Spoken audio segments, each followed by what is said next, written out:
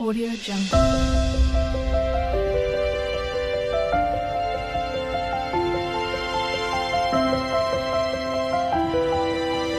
Audio Jungle.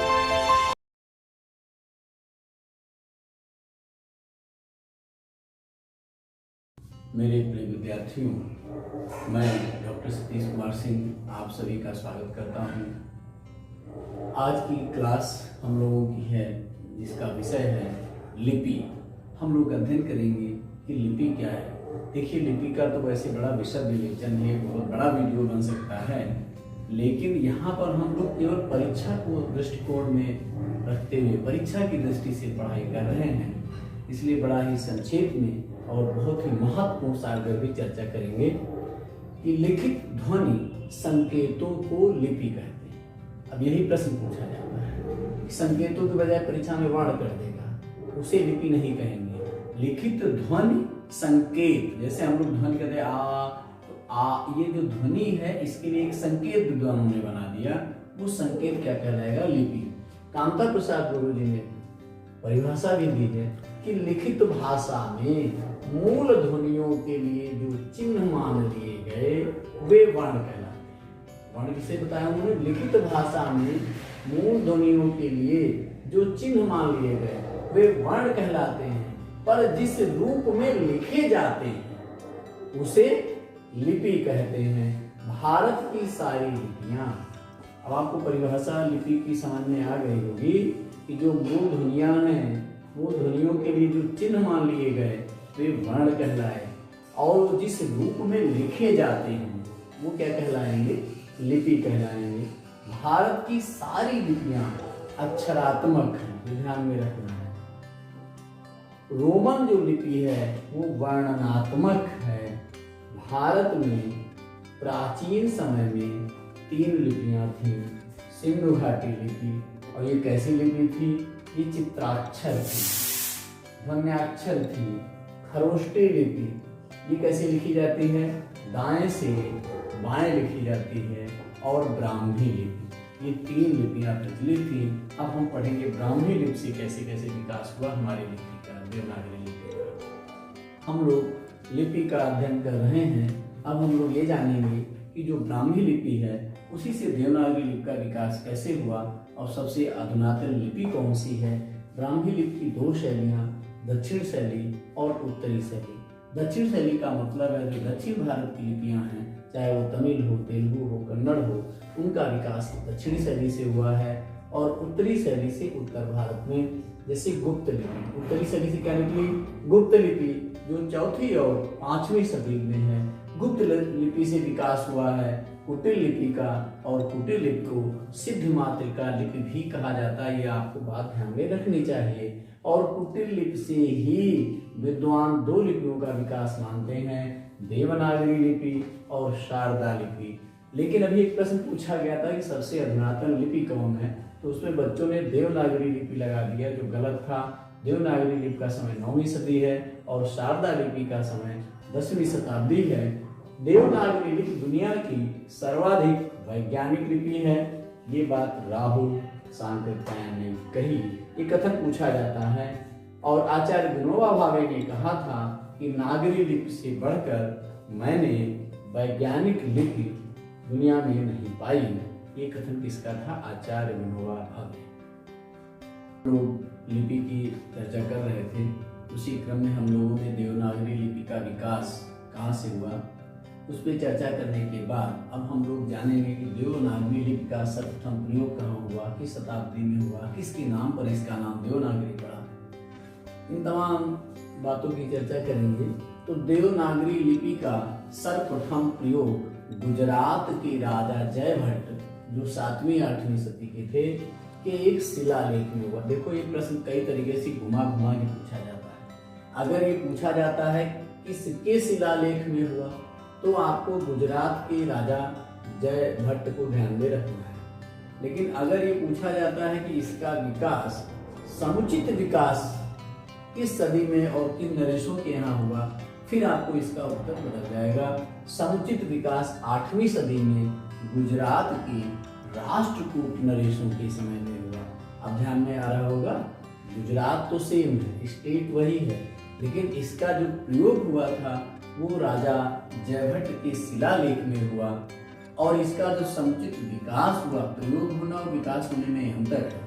जो विकास हुआ वो 8वीं सदी के राष्ट्रकूट नरेशों के वहां हुआ, ये आपको ध्यान में रखना है। अब इसका नाम कैसे पड़ा?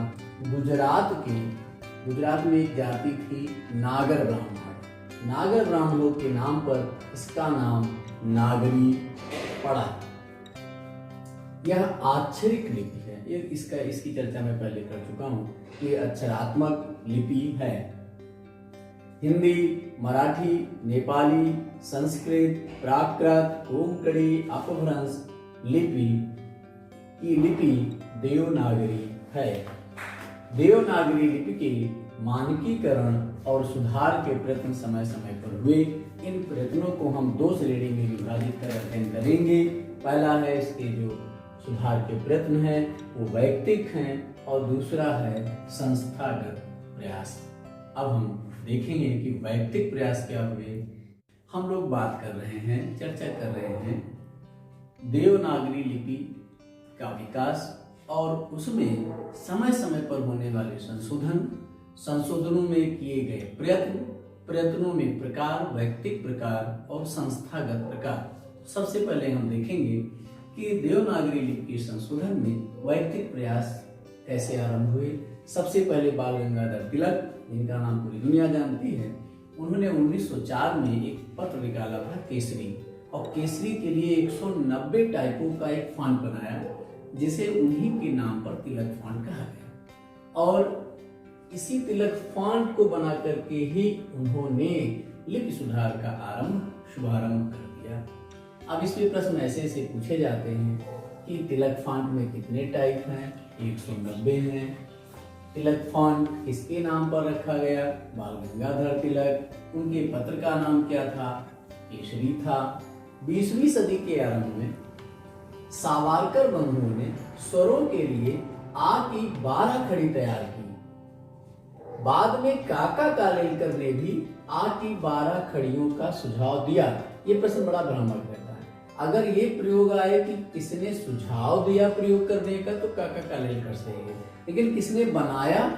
अगर काका कालेलकर विकल्प नहीं है तो बनाया वाला ही समझ लो उसका भाव है, तो सावरकर बंधु सही होगा। उन्होंने आ की 12 खड़ियों को बनाया था और इनके प्रयोग का सुझाव दिया था काका कालेलकर ने। इसमें बड़ा कंफ्यूजन था।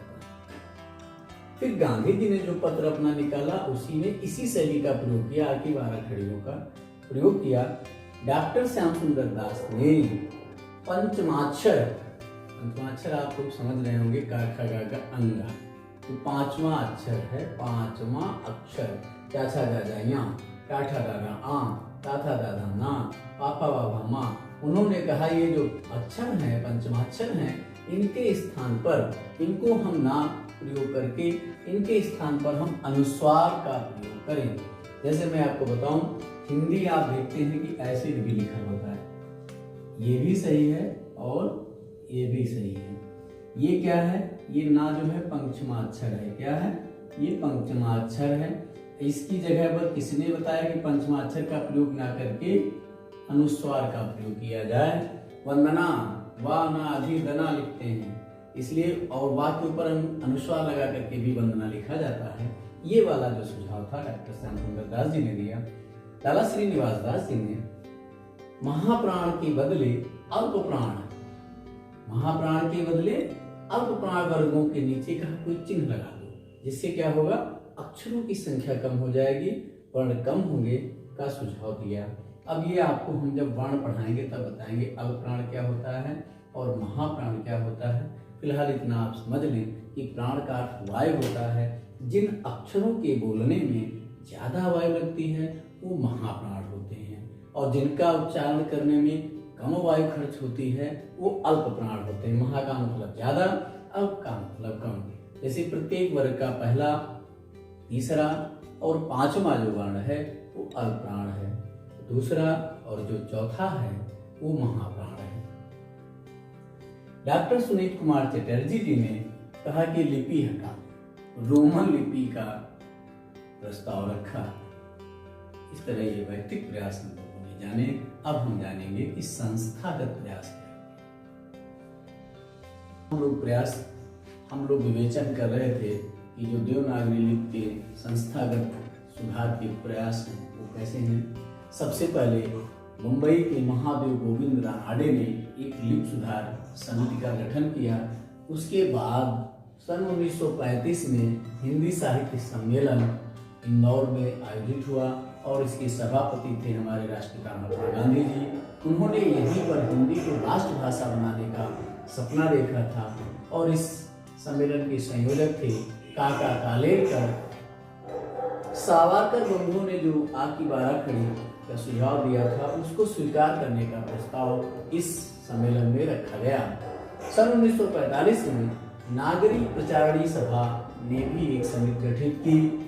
1947 में उत्तर प्रदेश सरकार 31 जुलाई 1943 को आचार्य नरेंद्र देव की अध्यक्षता में एक समिति गठित की और इस समिति ने प्रस्ताव दिया कि आग की बाराखड़ियां पूरी तरह भ्रामक हैं।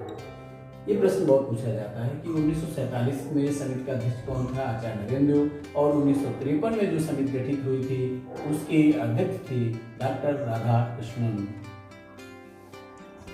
1966 में मानक देवनागरी वर्णमाला प्रकाशित हुई और 1967 में हिंदी वर्तनी का मानकीकरण प्रकाशित किया गया। मेरे प्रिय विद्यार्थियों, आज हम लोगों ने लिपि के विकास से लेकर के देवनागरी लिपि के विकास और उसमें सुधार के प्रति की विशेष चर्चा की। धन्यवाद।